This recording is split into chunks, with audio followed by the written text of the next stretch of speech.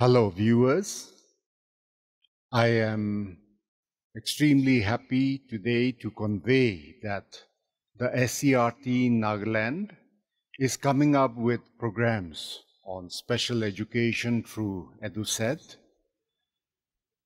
I am aware that tele-education network established by ISRO has helped the Blind People's Association, the BPA of Gujarat for visually challenged, then the Rehabilitation Council of India, RCI, the Central Institute of Mentally Retarded, CIMR in Kerala, and fourthly, the CDAC for mentally challenged in Kerala.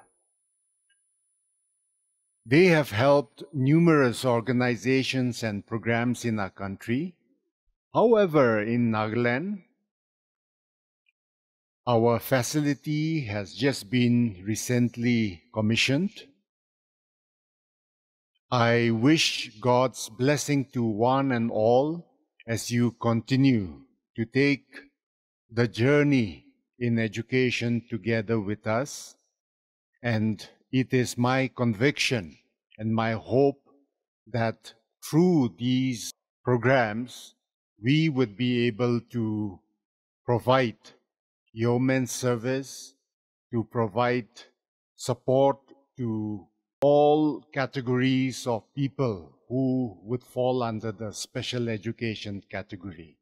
So with this word, I, on behalf of myself and my department, I wish the program a very great success and may God bless all of us.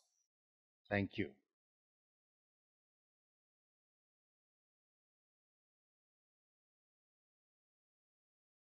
Hello everyone.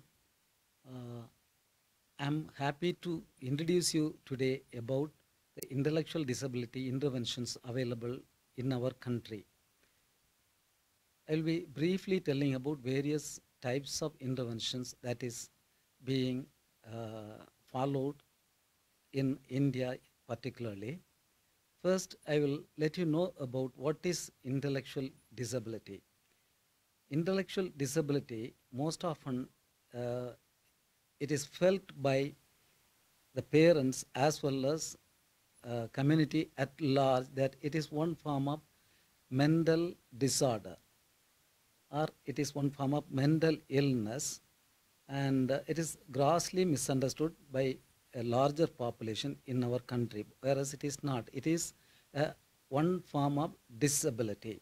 Like if I am born without my hands, it is one form of physical disability. The same way, when a person's ability in the brain is being affected, that is called intellectual disability. In persons with intellectual disability, what happens is, by birth, most often in many cases, the intellectual ability that is supposed to be present in the brain is being reduced. That means it will be below 70%. A person's average intelligence is 100, between 90 to 100. When it is below 70, that person struggles to understand things in day-to-day life as well as in learning various skills and various concepts. So such situation, the person struggles in school. The person whose intelligence is below 20% cannot go to school. At an earlier age itself, they will be identified easily. But people with intelligence between 35 to 55 or 56 to 70, they are moderate or mild level of intellectually disabled persons. So such persons go to school, they struggle in studies, and in due course they become school dropouts.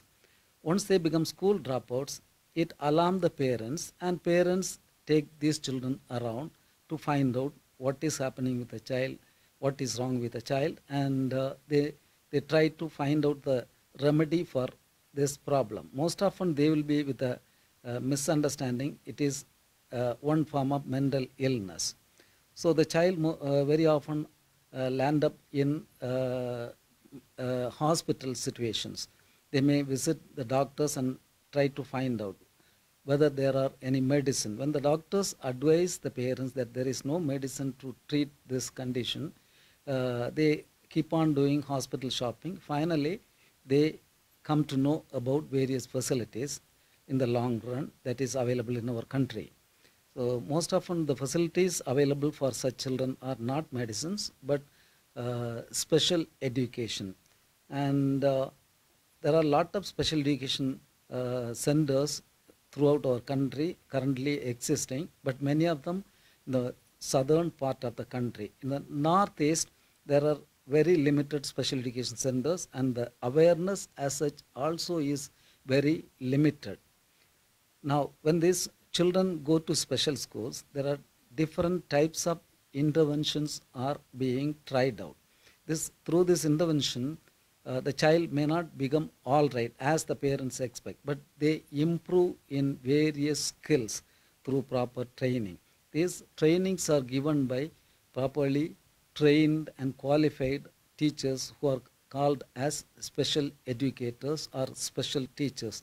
There are training facilities available in various parts of the country for such teachers. Once they go to the special school, the special teachers will try to do an evaluation that is called the special education assessment.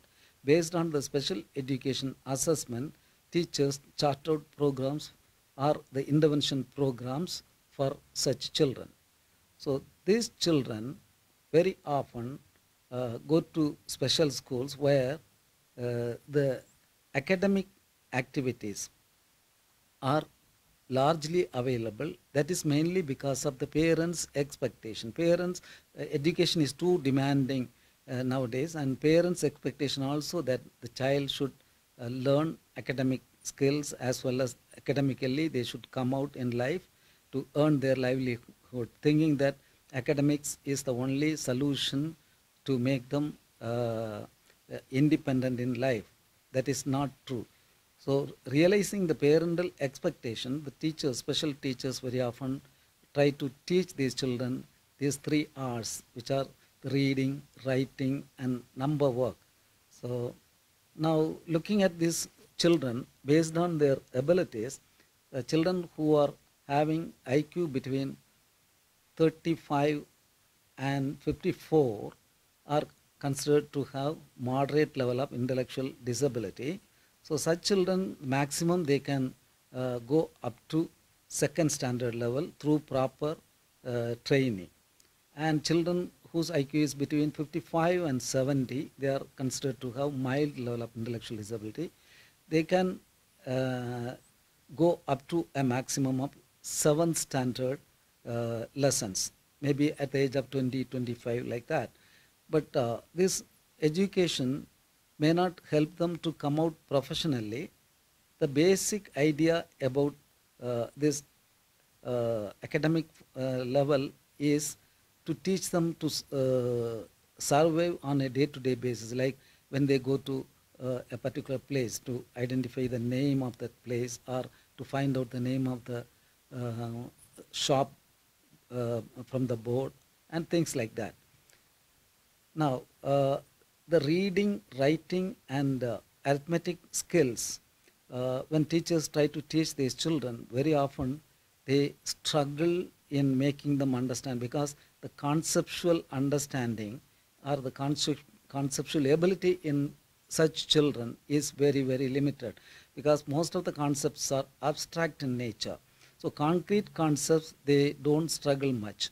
When coming to abstract concepts like numbers, colors, time, money, measurements, opposites, and various things as such, they find it very, very difficult to cope up with. That is because these are very abstract in nature. We cannot concretely show and then make them understand. The same way, the reading, writing, and number work are also having lot of abstract concepts.